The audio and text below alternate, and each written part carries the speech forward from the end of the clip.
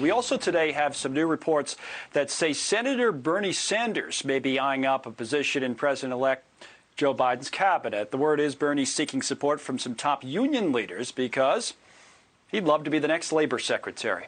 With that, let's bring in our friend Robert Wolf, the former economic advisor to President Obama, the former UBS Americas chairman, these days a Fox News contributor. I'll say right up front, Robert, that speculative stories like this are written all the time in presidential transitions. Many of them turn out to be, complete nonsense. However, if there was any truth to this, I have to think that President-elect Biden's supporters in the Wall Street world, you included, would be none too pleased. But go ahead. What do you think of it? I mean, I think the Wall Street people are more focused on things like Treasury Secretary and NEC than something like the labor side. That being said, it doesn't seem to me that Bernie's going to be the next labor secretary. I think names like Tim Ryan or Chris Liu or maybe Linda Sanchez. Linda's California congresswoman. Tim is Ohio congressman. And Chris Liu was former deputy of secretary for labor. Those seems like more reasonable names that would come to the forefront. I mean, Tim's so well liked with unions in Ohio. With respect to Bernie, I mean, it's very similar to, I think, a lot of people are talking about AOC's, Twitter feed where they had a bunch of progressives being cheered upon. And listen, the Democrats have a big tent, but I think what your person said before, Connell, to get some of these confirmations done or to get structural tax reform done, then you're making an assessment that the Dems take the Senate. And right now it's 49-48, and it's an uphill lift for us to win both seats. So I think some of these things that are being talked about may not actually come to fruition at the end of the day.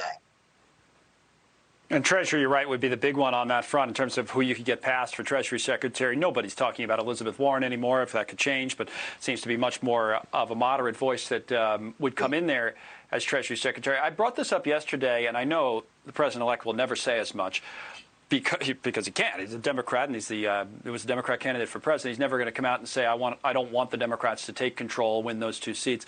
How about you as someone looking in from the outside as a Democrat? I believe it's fair to say relatively moderate on economic issues especially. Do you want the Democrats to have control of the Senate, or is it better off for President-elect Biden if they don't?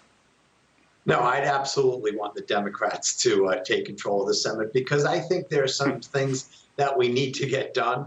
And I think that we're going to struggle to get some things done, like the CARES Act 4.0. That needs to be done quickly. A large infrastructure bill needs to be done quickly. I actually think we need structural tax reform.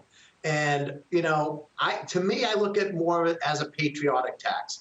After every war, there's taxes. From literally since the American Revolution, 1776, after the Gulf War, whatever it may be, war is followed by taxes. We're in a war right now. This pandemic's a war, and if people like me and other wealthy individuals need to pay a little more to make sure America's back going again and small businesses are thriving again, listen, I raise my hand for that. And I would say when everyone's talking about these tax rates, you have to make 7+ figures to really have it impact you. From 400 to 800,000, it goes from 25 to 25.5%. My gut tells me the rollback of the Trump tax cuts, however, would be a little bit different, and that would be, as you know, that effectively would be a tax hike right away if those rolled back. So that's one thing. I do want to ask you one other question, though, and you can work in your response to that in this question as well, and it's this. I know you know President Obama very well, and you work with him, advised him, as I said, on economic issues. Will there be a difference between President Obama's approach on the economy and President-elect Biden, and if so, what is it? How are they different?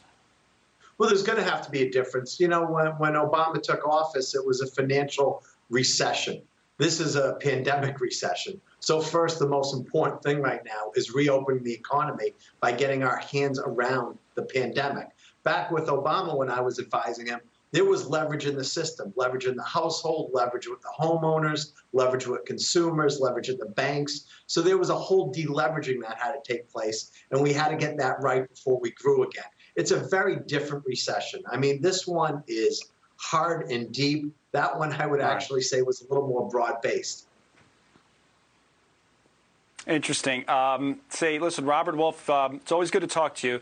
And I'll say you disagree or you agree with Robert. He's one of the best in terms of setting up that backdrop on his house. He's got JFK and the Globe. He's got everything, but a lot of time into it. I have Babe Ruth and Bush handing the baseball to each other in 1948. Okay. There you go. Wow. See, I told you. It's much better than this. This newsroom behind me, nobody in it, which is odd every day. All right, Robert, thank you.